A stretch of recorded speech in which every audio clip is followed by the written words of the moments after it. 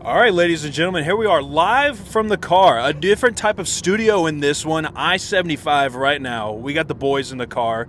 A new host as well, as Brooks has higher ups right now. He's the one driving. So we got the boys in here. We're going to do some NFL Combine talk, just kind of go through different positions and kind of highlight the names that we're watching, maybe some guys we're excited to see, maybe someone that could really up their draft stock, as that is a big priority this week for a lot of these prospects.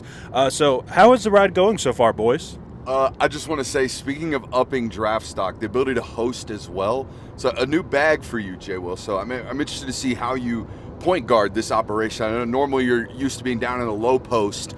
Be interested to see how you handle operations from the top of the key today. Well, once upon a time, I did run point guard, believe it or not. So, might be turning the dial back a little bit, running point guard. Have been studying under you a little bit. So, we'll test the skills out a little bit. How's the back seat back there, Johnny? Not a lot of love in the nut squeeze department, but other than that, it's pretty nice. It's a very comfortable Hyundai Sonata. Pretty good back seat here. Sun's beating down on me a little bit. Don't see any AC vents. Other than that, no complaints from me. I'm having a wonderful time in the backseat. That is fantastic. All right, we'll go ahead and start rattling off some names. We'll start with the premier position, obviously, the quarterbacks. Obviously, on yesterday's show, we talked about how Shedeur is not going to throw, Cam Ward also not going to participate. So probably a big opportunity for guys like Jackson Dart, who maybe is kind of a guy that you've even labeled as, hey, this might be a first-round prospect for me, a guy if you nab in the 20 to 25 range or even that late first-round spot, could definitely see an uptick in his draft stock. A guy that also people have been talking about, Kyle McCord out of Syracuse, had a big year for the Orange. So some names like that this week, certainly a big week for them. I'm really interested to see, obviously, Dart, see what the ball looks like coming out. The life of the ball. You can still hold that. I just want it a little bit closer. The life of the ball, obviously, from Dart. A guy that I'm interested to see, Jonathan, and I think the rest of the NFL world is as well. Tyler Shuck, the kid out of Louisville. If you look at the tape from that guy, really traitsy arm angle and arm talent from that cat. Specifically, some of the stuff that he did against Notre Dame outside the pocket, down in the red zone. So interested to see what the ball looks like coming out of that as well. Kyle McCord, not a tremendous arm on tape at Ohio State, but obviously lit it up at Syracuse. So I'm interested to see what that ball looks like as well in person. The only real day here that I kind of feel we have to be in the building when these quarterbacks start to throw, I think Saturday afternoon. I think that one kicks off at 2 o'clock up there in Indy. So that'll be interesting to see for sure. The thing I think we all need to pay attention to is these fifth-year quarterbacks. The NFL is clearly going to value this, and it paid off for teams that did this last year. You had Jayden Daniels. You had guys like Bo Nix, these experienced quarterbacks that came in rookie years and did really big things. I'm interested to see what these fifth-year guys will do, like your Jackson Darts and other teams like that. Even Cam Ward, even though he's not going to be participating in the Combine, but that's going to be something to pay attention to come draft time. Or like a Dylan Gabriel. Correct. I think a lot of people are going to be surprised by the arm talent. Even the guys from the NFL Network, I think you're going to hear about how Dylan Gabriel's ball seemed like it had a little bit more life than maybe they thought on tape. Seeing that guy throw at the Elite 11 last year during the summer, one of my favorite things about that event is some of those pro guys or some of those college guys come back, and little did you know, like several years ago, I think 3 or 4 first-round draft picks that ended up throwing during the season and going through a pro day script. So we get to see these guys in advance. Dylan being one of those football players, tremendous life and velocity in that football for a guy who's only about 5'11", maybe 195 pounds. So excited to see what that looks like in this indoor facility for sure. Who do you think is QB1 in the Combine right now? Obviously, Shedeur and Cam Ward are going to be your first ones off the board. They're not participating. Who's the top dog of the Combine workouts? Yeah, for me, like right now with those 3 guys we just kind of mentioned, for me, it would be Dart, Shuck, and then Gabriel. I'm interested to see what Will Howard looks like stacked up against all these other guys throwing. He's going to look far more physical than I think most people realize. That's a 6'5", 235-pound kid. He's big. So those 4 names for me, and then to see any of these other small school guys that might pop out of nowhere. I think one name that's interesting to me, and I'm glad that he's going to be at the event because it's going to be one of his first times really being in a football setting since being healthy, is Graham Mertz. I guess he's going to be healthy for this. He got an invite. He missed the entire season, and then also DJ Lagway entered his stardom in college football. So I think it's a great opportunity for him, a guy that I kind of liked coming into last season because I thought he was super accurate with the football. I thought he kept Florida's offense on time, as many disastrous moments as there were for them.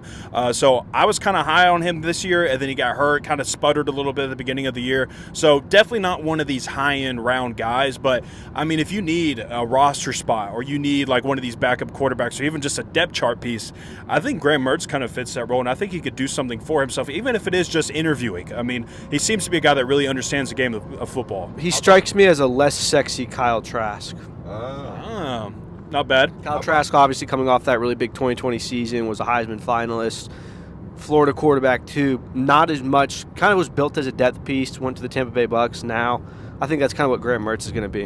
How about us rattling off 8 or 9 names without talking about Quinn Ewers? I think that that's bad. I think that kind of is a good temperature gauge for where his draft stock is right now. I feel like he's a name, perhaps this week, if he comes out and actually stands on it. Like, are you going to throw the piss out the football? Please. If he does that and we get back to the shorts and T-shirt type of thrower that was one of the highest ranked players in the history of recruiting services, that's why it was, by the way, when he would go to these on-air events and start to show the arm talent, the velocity of the football, the different platforms, and just the funness of his delivery. That was the stuff that made him such a highly touted prospect coming out of high school, and he started to really float the football during his time at Texas. I want to see him throw it with confidence and throw it with a lot of velocity this week. Might need to grow the mullet back out. Yeah. That feels like it matches the timeline of cut the hair, kind of lost some of the horsepower in his arm right there. Are the Dr. Pepper commercials cursed? That's a good suggestion. So the previous names in these commercials, Caleb Williams was one of them. Didn't do great in first 2023. overall pick. Not too bad there. Had an underwhelming senior year or whatever his junior year was. Then I Bryce thought you Young. might be going with the old Samson and Delilah story. You know, once you cut the locks, man, Delilah took the strength right from you. Fair point. Hair's hair. Historically accurate. All right, so I think we kind of rattled off through all the quarterback names, at least the ones that are kind of worth mentioning, the headliners of the group. Let's get into this running backs class. Everybody talks about Ashton Jeanty. Obviously, that is the number one guy. Even he feels like he's the number one guy, not going to participate at the Combine this week, going to go participate at the Pro Day instead. But still some really intriguing names here. Caleb Johnson out of Iowa. He had a solid year. Quinshawn Judkins, obviously. Phil Maffa. A guy that stayed banged up at Clemson, but man, when he was healthy, I mean, he was even playing through injuries in the playoff games, got to a point where they really couldn't even play him, couldn't even use him. But when he was healthy, I mean, he was one of the better backs in college as well. Jordan James out of Oregon. I mean, that's one that I remember coming out of high school. He was really solid for Oregon as well. Travion Henderson, the duo from Ohio State. Ollie Gordon, don't really know where he fits here at the Combine event, though. I don't feel like he's going to be a guy that tests really well and has a lot of mileage on him as well. The guy that's probably going to go off, sorry to cut you off, Kirby, the guy that's going to go off the board probably earliest of all these guys participating this week is Amarian Hampton, the running back out of North Carolina.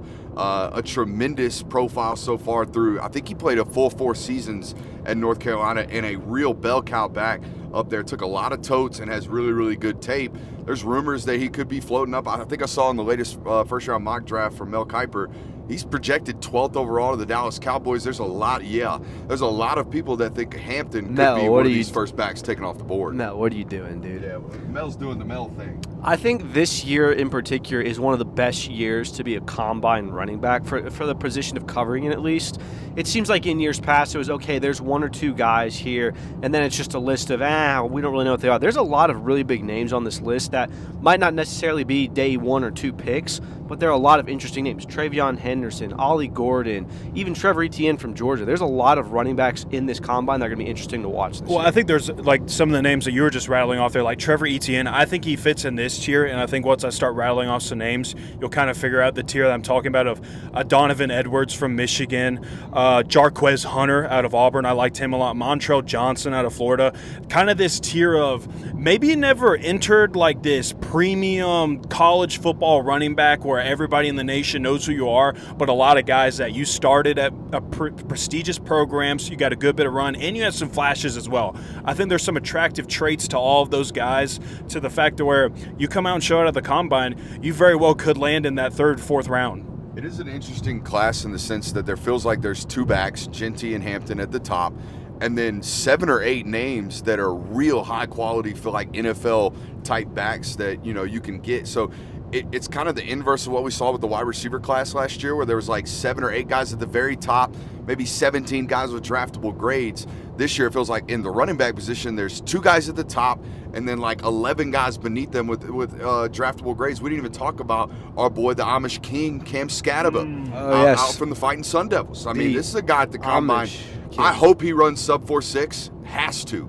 I feel like to be able to be drafted in those top 4 rounds of an eval. I think the top end speed and the electricity of that back is what might be a detriment to him in an NFL draft process. It feels like it's a room that has the most to gain this year, where a guy like Cam Scadabo can either be an undrafted free agent or a third-round pick, depending on what he does. Like, there's a lot of guys like that. Ollie Gordon, I think, falls in this category. His 2024 season was not anything that he expected. Correct. So, I mean, just there's a lot of guys there. It's going to be a make-or-break event for them. I mean, and I think that, like, this name, the fact that this one didn't even get rattled off at all between the 3 of us, a guy like Dylan Sampson, who was the SEC's best running back this past season, put up ridiculous numbers with Tennessee, was their best offensive player by far this past year. I mean, that is a bell cow guy that could just take all the totes you need him to and be explosive at the same time. Is there any chance, and I'm not privy to all of the NFL stats and data, but did Jalen Wright light it up this year? Is there going to be some of that, hey, this Jalen Wright thing didn't necessarily boom year 1,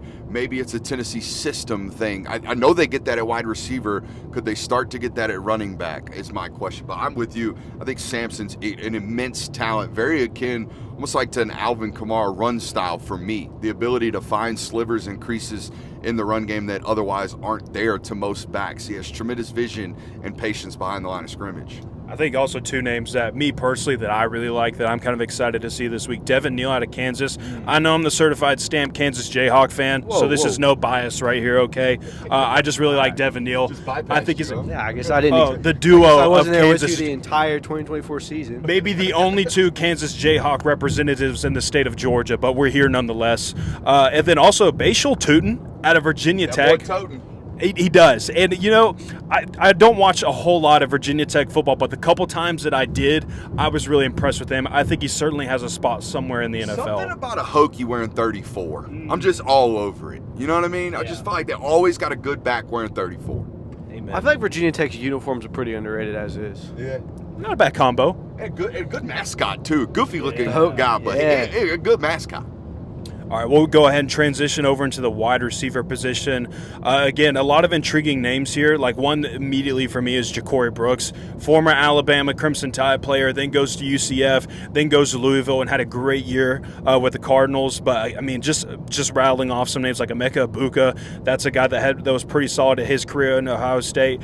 You also have Luther Burden. I mean, that's one of the premier wide receiver prospects in this class for sure. Matthew Golden was one of the more explosive guys for Texas down the stretch this past season. Trey Harris, if he can stay healthy, he's a great deep ball threat as well. He was one of the more focal points of Ole Miss's offense when he was healthy. And then McMillan as well from Arizona. I mean, that was like top of the line wide receivers. But I think there's a good mix of here's your top tier guys, and then also some really good, like, I don't want to say diamond in the rough prospects, so some names that are certainly worth keeping tabs on this week. Yeah, I think a guy like Jack Best from TCU, he balled out in the Senior Bowl, won MVP. Yeah, I mean, just a very physical type of wide receiver you would want on the outside in the NFL. So I think he's kind of this diamond in the rough category. I don't know if he's going to test super well. I don't know what his measurements are going to be, but he's definitely a gritty player. And obviously the story of the offseason for him, very something to pay attention to. Jonathan, did I peek over there and see Travis Hunter listed as a wide receiver? Is he going to work out as both a wide receiver and a defensive back this weekend? Is he going to work out at all? So that was going to be my question to you guys. Is he's listed on both defensive back and wide receiver? He's on both lists. Which one do you like? Because obviously you wouldn't imagine that he works out twice. I'd be like, he might do drills for both. He might go do some of the field work for both. But I feel like which one do you think he would premierly stamp himself into this week? So Travis Hunter has gone about this process from day one as I'm going to play both. Mm-hmm. Like, there's no debate. So if that's what you carry yourself with, if you think you can do this on the NFL level, then you better be able to do it in Indianapolis this week. You better be able to work out 2 days in a row. You better be able to go out there and work out with DBs and then turn right around and work out with wide receivers. Is this what you claim you can do? Yeah, and let's be honest. Combine's not that strenuous. No. It's not. I don't think we've ever seen anyone who's been physically demanding or has been extremely tired at the combine. A couple hammy tweaks from lack of hydration. Hammy tweaks, but that's mostly from the bigger guys. Like, there's never been someone where it's like, oh, fatigue is setting in here. It's not like a pro day workout. It's not like you're continuously doing things. You get in a line, you do a drill, you go to the back of the line, you wait another 5 minutes before you do it again. So I think if Travis Hunter, a guy who's played 100 snaps over the span of 2 seasons, a game on average, I don't think it's going to be much of an issue for him. So let's go around the card. Travis Hunter, if he had to be one, wide receiver or defensive back, what would you choose? Me personally, I'm going probably wide receiver. I would go wide receiver too. I don't think he's physical enough to be a corner in the league.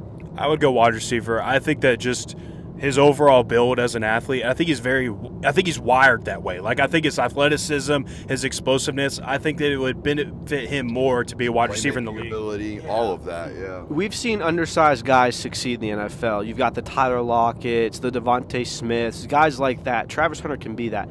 You can't really name a lot of undersized corners that absolutely light the league on fire. That were true bona fide islands. Correct. All those guys are 6'1", 205. Like, you're right. They look far more like Pat Surtain than they do nickel corners, which Travis Hunter is built far more like an NFL nickel than he is like an NFL true island corner. Correct. All right, I have 2 questions for you, Brooks. Yeah. All right, Xavier Restrepo, what's his 40-yard time? I think Xavier Restrepo is going to have to run somewhere in the sub 4.52 range. If Xavier Restrepo pops 4.48, immediately Daniel Jeremiah is going to start talking about Ladd McConkey. You watch. All right, the other one, Ricky White. This was a guy that you mentioned quite a bit going into last season. Stayed at UNLV despite all the other moves that people make. They jump schools. They go to these bigger programs, especially in a year like this where you're going to the draft this next year. Let's maybe go somewhere and boost his stock up. What does a week like Ricky White feel like for him? I think Ricky White left like a good meal, 1.2 on the table, staying at UNLV this year. So kudos to the loyalty. It's where Vegas is. I know it's crazy. It's a great place to live, I would imagine, for a 19, 20, 22-year-old, whatever.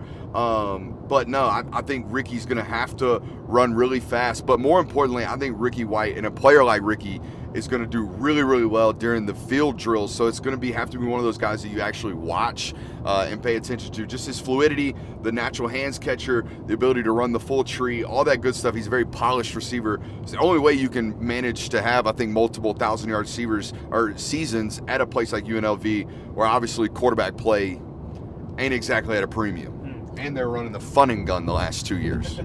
I think it is a big week for Isaiah Bond. A lot of people were high on him coming out of Alabama when he transferred to Texas because of what he did with Alabama, one of their more explosive and reliable playmakers. And I don't want to say that he kind of got buried a little bit with some of the guys that Texas brought in, like Ryan Wingo, the true freshman. He's certainly searching to roll. And then also Golden. He certainly had a big season this past year as well. But Isaiah Bond obviously still one of those big target guys that Texas certainly relied on this year. But I feel like he could do a lot for his stock. And really going to have to pass the medical test here in Indy.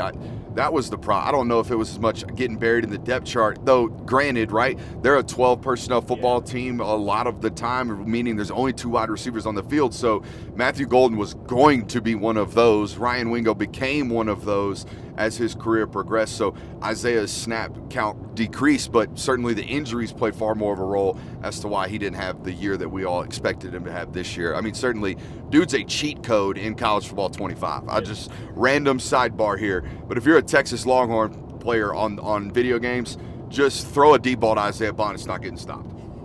Sorry. All right. We'll go ahead and move to the tight end section of this. I love this tight end class. It's so deep, and I think there's a lot of solid names because, again, like I think it is one of these classes that it's kind of easy to tier them out, and I think you can find value at all 3 tiers. The biggest name of the draft class is Tyler Warren, the Penn State tight end who, I mean, do anything and everything you want with him. He certainly feels like the lock as of right now to be tight end 1, but I think there's some other names on this list as well that could certainly make a push for this.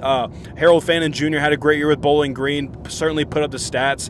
He had a great week at the Senior Bowl as well. You know, I think there's a lot of good names here. Harold Fannin is going to have to run fast, weighed in and measured in really small and compact at the Senior Bowl. I think 6'3 and a half, like 230 pounds. We're going to have to go at this NFL Combine to be matched up with the production level that we did coming out of college.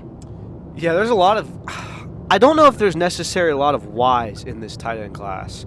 Yeah. There's a lot of inline tight end. Like, even as good as Tyler Warren was for Penn State, I don't think he's going to be torching NFL secondaries, in my opinion.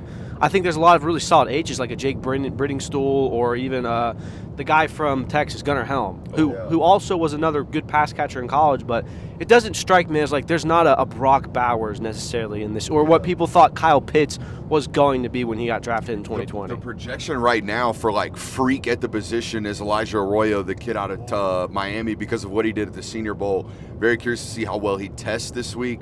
But you're right. As far as Tyler Warren, for me, man, like when you're 6'6", 255 pounds, the bar for me is 4.75.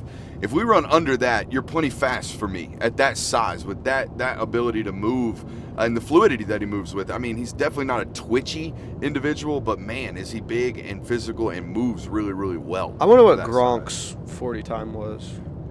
Who? Gronk. I think Gronk was in the 4.7 range. I want to say like a 4.72 out of Rob Gronkowski. 4.68.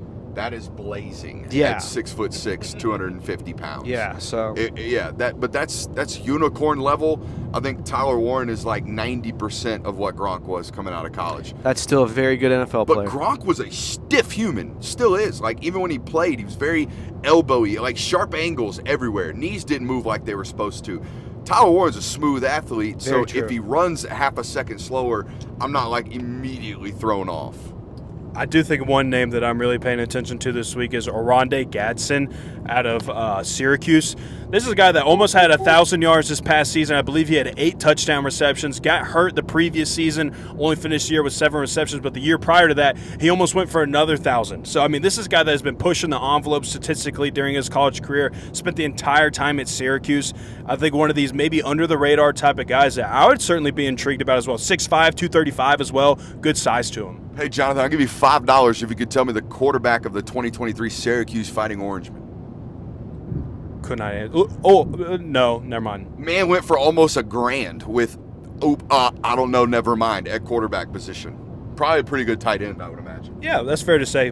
Who was their quarterback? I do think, though, that, you mentioned Gunnar Helm, Christian, who is a great tight end for Texas this past year, but I think the fact that it kind of takes you a little bit before you even mention a Gunnar Helm in this class kind of tells you, like, how top-heavy this class is and how loaded it is and how broad it is. Like, I mean, just a name like Colston Loveland, that's a name out of Michigan who is, again, one of these premier tight ends or is believed to be. Loveland's a top 50 guy on a lot of big boards right now. I mean, tremendous NFL prospect.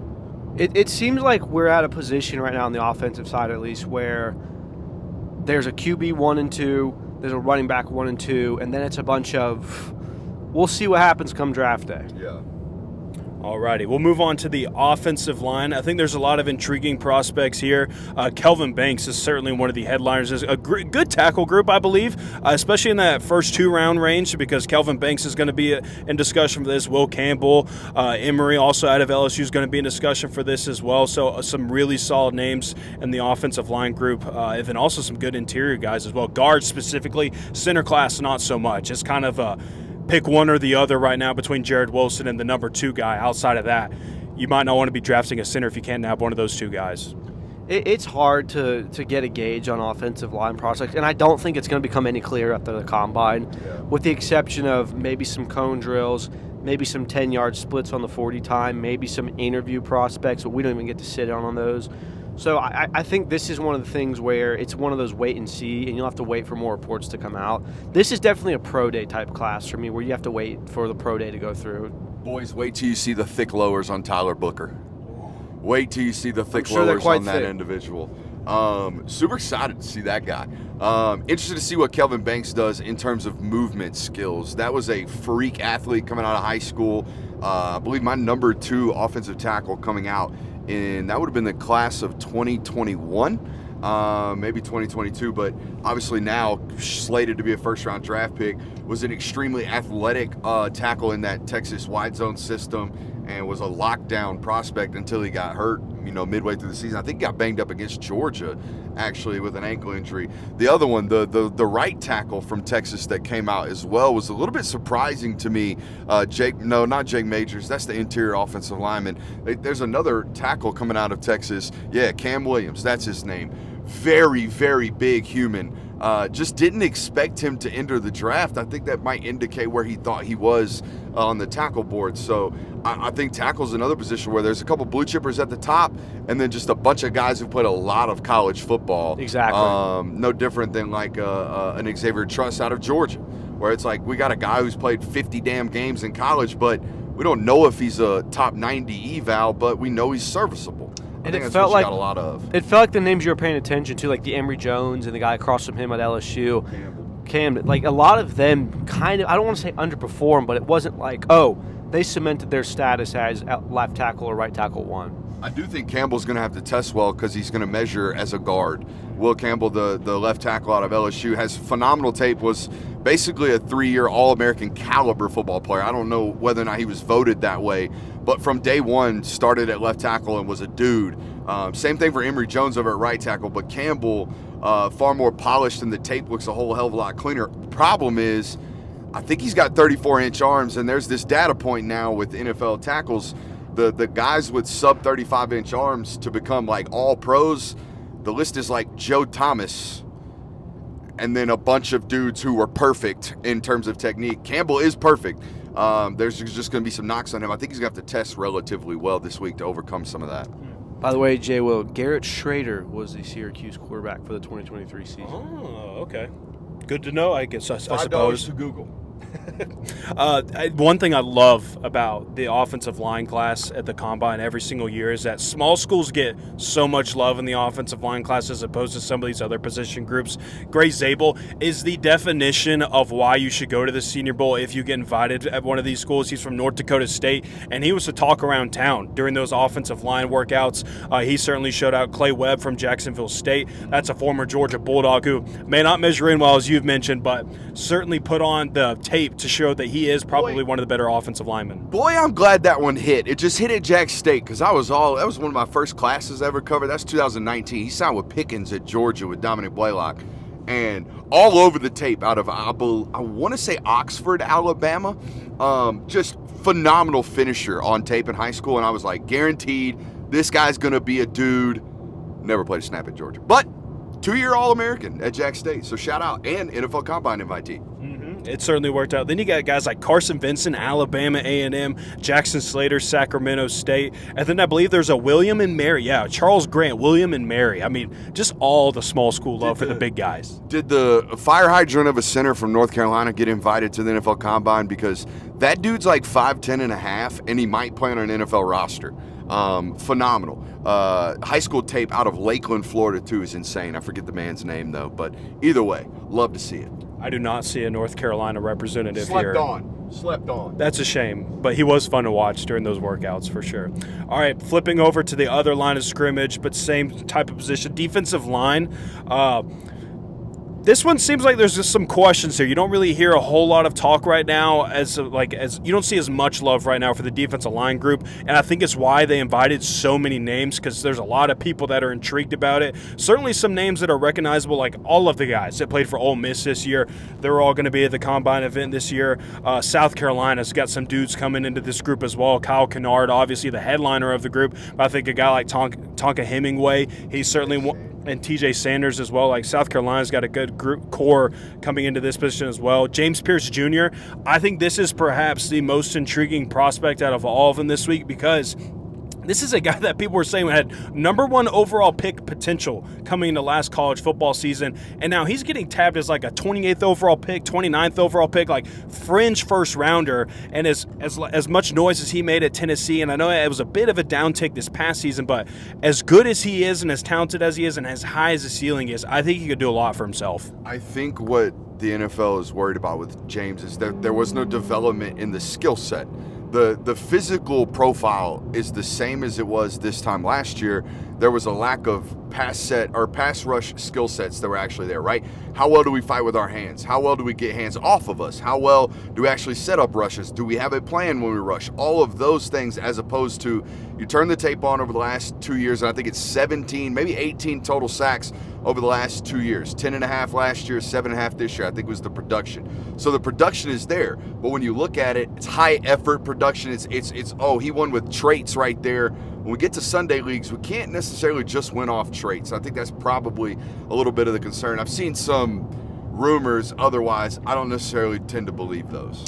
I think it shows how in demand, and it's always this way, but particularly this year, how in demand defensive line players are. When a guy like Riley Mills, who tore his ACL in a college football playoff game not even 3 months ago, got an invite to this list. Obviously, they still want him to interviews and things like that, but he's clearly not going to compete in any of the physical competition. So the fact that he's going here, I think, shows you the high demand that there always is for these players. The two guys I think I'm most excited to see on this defensive line, I think they can do what those Florida State dudes did at this combine. Those two cats from Michigan, Kenneth Grant and Mason Graham, I think they've got an opportunity to blow this thing out of the water. You look at Mason Graham's tape, and it looks like we're going to see I think we're going to see a combine performance like we saw from Braden Fisk last year. Ooh, killed it. It's like, holy hell, look how athletic this big man is.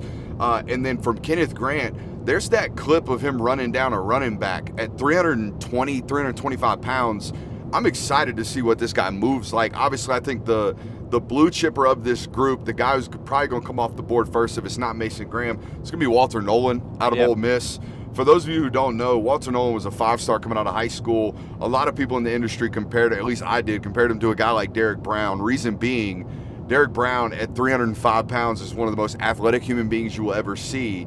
Walter Nolan at 315 pounds at a Under Armour event in high school, okay, at 315 pounds in the dead middle of the winter in Georgia. It's 28 degrees out there. I had him hand timed at a 4.95 coming out of high school, okay? So pretty fast. And he's lost weight since then. I bet he weighs in this week at 285, 290 pounds. That dude's going to roll this week at this NFL Combine. You're really going to see a high-end blue-chip prospect.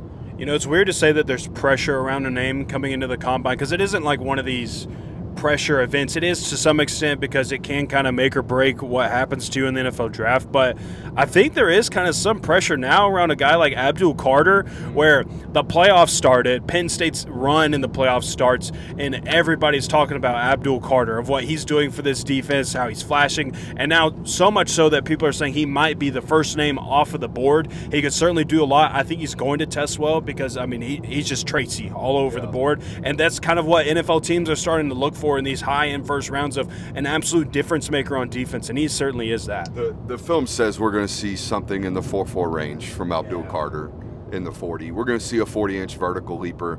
We're going to see a very traitsy individual, and you're right. I think there is pressure on him from the sense that, hey, you have an opportunity to walk away this week as the verified guaranteed. We got to take this guy number 1 overall. Look at what he just did. Plus, look at all the film that he just put on. And really his first year being a true edge defender, I think a lot of people are going to come to the realization during this process, oh, this guy just started playing with his hand in the dirt every single down just last year. They were trying to figure out, is he an inside linebacker? Are we going to rush him on pass rushing downs? That type of stuff. Now he's got a full year of tape of playing the edge position. Yeah, being a non-quarterback in the NFL draft and being when you want to go number 1 overall, it all depends on what you have momentum towards the end of the season. I think back to the 2021 year when you had Aiden Hutchinson, who was basically going to be the first player off the board all the way through the regular season, all the way through the Big Ten championship. Then you go to the playoffs. Georgia dismantles them. Georgia goes on. They have Trayvon Walker. They win the national title. Trayvon Walker then kind of outperforms him in the NFL Combine. He's clearly the number 1 overall pick from the 2022 draft. So it's kind of that. And I think Abdul Carter got a lot of positive momentum going for him in that playoff. Performed really well against Notre Dame, obviously. Got to follow that up in the Combine. And another class there that you mentioned, Kirby, that wasn't just loaded down with a plethora of quarterback prospects. Only one first-round quarterback. Yeah. I do want to ask you about one prospect, because this was a guy that you certainly talked a lot during your film studies of studying Notre Dame when the playoffs rolled around, and I think this is an interesting one for the Combine, because Notre Dame's defensive linemen are kind of the antithesis of what Penn State is bringing to the table in this class. Of they're not super traitsy, but dang, are they smart and really good football players. What about a guy like Howard Cross? What does it look like for him this week? Howard Cross is just watch the film. Don't look at whatever we see this week type guy, because he played a lot of nose tackle, a lot of shade tech, a lot of inside 2-eye, some zero stuff. over at Notre Dame, but he's not a huge dude. He's only like 6'1", like 290 pounds, play with tremendous pad level. I don't expect him to test tremendously well, Jonathan. So I don't know where it's going to land. I think Howard Cross is just like a solid 3rd to 5th round draft selection. We know we got a serviceable football player. Good Lord. There you go. You got it. I think the guy that I'm obviously one of the most interesting prospects here this weekend is Mykel Williams out of Georgia, obviously. Going to measure in 6'5", 265 pounds. I have it on authority he's going to run in the 4.6 range. I think that just solidifies him a top 15 overall selection. You just punch your ticket and know that you got an NFL starter for 12 years. Yeah, I mean, that's a guy where it feels like his draft stock hasn't fluctuated at all. I mean, since the moment that he started for Georgia during his freshman season to now, ending his career at the University of Georgia, it has consensually been Mykel Williams is a top 15 overall pick. Now, he might be, you might take him at 7, you might take him at 15, but, I mean, he has stayed put in that range. You're talking about a guy that's had NFL scouts looking at him in practice for 3 years, and this event not meaning a whole lot for him. I would imagine that's one of these guys. I felt this way about Will Anderson as well, coming out of college. It's like, who gives a shit if he ran 4.75, dude? Look at the film, watch what he's done in the SEC the last 3 years. This is a dude.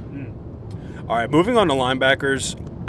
This class overall, nothing really pops off, but I will say this. The fact that Jalen Walker is testing with the linebackers, I think obviously great decision for him because he's going to go out there and test amongst the other names on this list, and he's going to look like a unicorn, partially because he is that. I mean, he is very much so one of these different type of uber talented linebacker, like hybrid type linebackers that teams are really liking in the NFL at this point, but I think he's going to test really well, and I think, again, like with some of the names I'm looking on this list, I think Jalen Walker's just going to stand out amongst everybody. He's just going to look different. Yeah. Like you're going to be in a group with a bunch of guys who average 6'1", 230, and you're going to be 6'2", 248, and you're going to be swollen up and a guy that can obviously play on the line of scrimmage on the NFL level.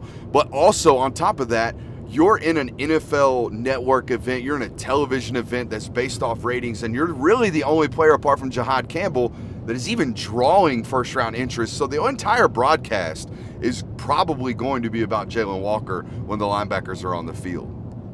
The linebacker position traditionally in the Combine is one of those where if there's not a first-round guy, like bona fide, this is linebacker snooze number fest. One, it's not even just a snooze fest. It's who can do the most in the drills of the, hey, wow, they have very quick feet. They play the ball very well in the air. Their 40 time was really good. They were in the cone drill, the L drill really well. So whoever can do this in this class always typically boost their draft stock up by an entire round, honestly. A prime example of that is Nick Bolton out of Missouri a couple years ago. Came up here, had a tremendous workout on top of a tremendous amount of production during his time at Missouri, and has been a lifer in the league for the Kansas City Chiefs. Now, like a Drew Tranquill from Notre Dame a few years ago.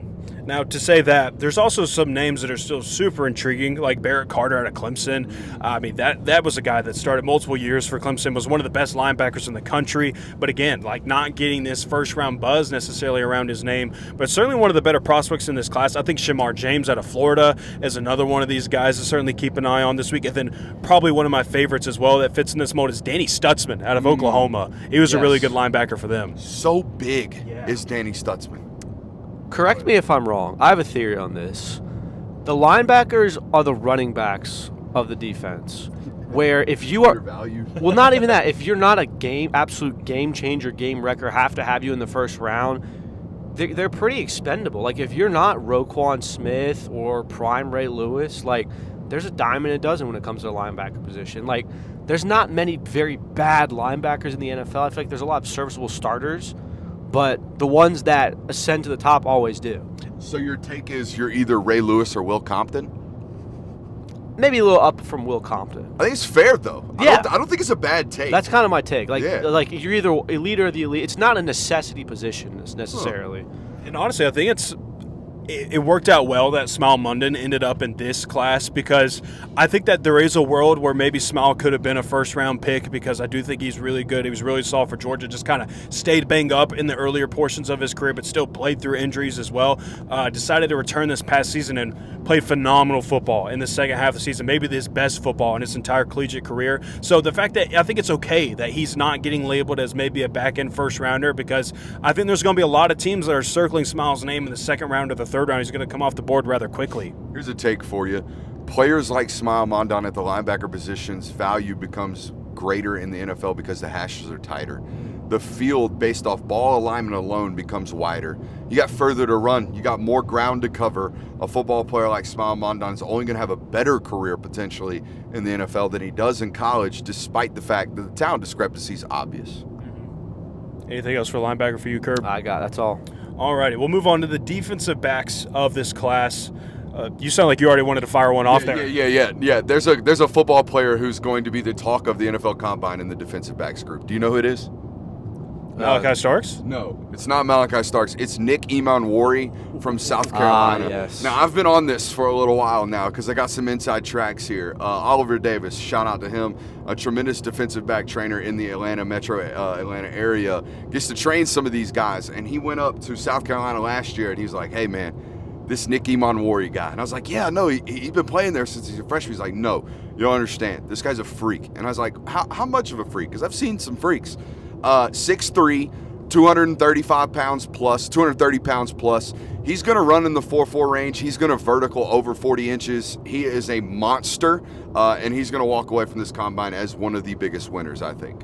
I think there is a world where he becomes safety one in this class, with Malachi Starks in this class. I think there is a world. The physical metrics, I'm telling you, they're going to be undeniable from this football player. He's so big. He's so fast. He's so, picturesque of an NFL football player that, yeah, this is a traits league. There's an opportunity that Nick Imanwori makes himself safety one leaving Sunday. And I know that this is both safeties and cornerbacks in this group as well, but I mean, Xavier Watts, the Notre Dame safety, he certainly belongs in this list of top 3 safeties, the top 5 at his position group as well. Very, very interested to see how well he runs. The tape says smart, instinctual football player, always in the right spot. I never saw freak, but if he runs anywhere in the 4.5s, I'm good. Andrew Makuba out of Texas, he made some major plays for them this past season. Certainly intrigued about him. Malachi Moore out of Alabama. I mean, that's an Alabama lifer right there. He was consistently making plays in their secondary. One of the core guys, too, that DeBoer was able to hang on to, because they lost a lot of guys in that secondary once DeBoer arrived. So the fact that he was able to hold on to a guy like Malachi Moore, that was certainly big for him, and he still continued to play really good football for them. It is weird to me that Will Johnson, was bona fide number 1 defensive back going into this past year. Still is. I mean, obviously people are still really high on him, but it does kind of feel like the buzz around his name, the hype around his name has kind of died off. I think that's just a product of the hype around Michigan's football team in general dying off. Like, people very much said, oh, it's Mason Graham and Will Johnson on that team, and that's really about all they have going for him. Then obviously, like, he was injured in the Ohio State game, didn't have like a major impact on that team that year. What could you have really done, though? So, I think there was also some questions about how truly hurt you were, to be fair. I mean, that's fine, but we've seen guys like Derek Stingley say, no junior year for me, I think I'm good. Not really hurt you at all. And it doesn't really bother you, so. I do think there's also I think you're a gambler at the corner position is Will Johnson. It's a football player that I think has multiple pick sixes in his career at Michigan, and the highlights are great. But he's a little susceptible to double moves as well. And when you get to be a little too aggressive, sometimes people can venture away from you in the draft process. It can, but I think that then you look at a guy like Trayvon Diggs that for years, for a span of 2 or 3 seasons, was like labeled as the best corner in the league because it felt like he had a pick 6 every other week. But he was obviously giving up a lot of yards. He was getting double moved a lot. I think if Will Johnson's comp is Trayvon Diggs, teams are going to take shots on it. I would. I do want to bring up these 2 names because I feel like we've talked about the entire combine and we really haven't talked about the national championship winners, Ohio State. And I think it's because they have a lot of names. They have the most names of the entire event coming up to Indianapolis this week. But none of them really feel like high-end first-round picks. Like, it feels like they're all going to be rattled off between the 2nd round and the 5th round. And I think is Emeka the highest-rated player of all of them? I think. Or the running backs, I guess, maybe, but Emeka probably, I would say. He's getting some first-round buzz, and then probably Sawyer after that. Yeah, Jack Sawyer's probably up there pretty high as well. But Denzel Burke is in this group, and then also Jordan Hancock. That was one that you certainly mentioned quite a bit during their national title run as well. So, again, just kind of fits into what Ohio State is representing this week. Like, two guys that aren't going to be one of the first names off the board, but I mean, it's the freaking national title winners for a reason. If my memory serves me correct, Jordan Hancock was a sub-11-second 100-meter runner as an underclassman in high school. He gonna run. He gonna run fast. Let's take a look here. Let me see if I can find some track times on him. But either way, yeah, the Ohio State. Do we need two mics? The Ohio State group is loaded down. Come on, the Ohio State group is loaded down. You're gonna have to go to TrackNet. You're gonna have to go. Just don't even worry about it. Just take my word for it. Motherfucker gonna roll. Heard it here first. The motherfucker gonna roll. Would we like to talk specialists? Give me your hottest take about this week's special teams unit. Go. If you don't hit the roof, get out of here. I can't even name you one guy on this list that I know of. Did we even see them work out last year? What day did they work out?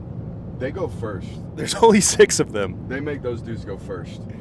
Man, you know what, though? There's only 6 of you that get invited. If you make that list, you're pretty dang good at your job. Let's be honest. Next year, when Brett Thorson goes to Indy, we'll be covering that. That'll be very good point. I'm very excited. He might be the talk of the combine. I'm very excited to talk to Brett Thorson next year. All right. Well, any other thoughts, boys, on the NFL draft? Or NFL combine, I believe. I'm good. We just rounded off 45 minutes from the car. We did. It didn't crash. Didn't crash. Hallelujah. No cops, nothing. I mean, I'm not buckling honestly, back here. So. First car show. I don't know if it'll be the last. I don't know. I mean, we did pretty good at it. I think this certainly should not be the last one. I got to say this, Jonathan. In all the years I've worked with you, this was the most skeptical I've ever felt your vibe about a piece of content.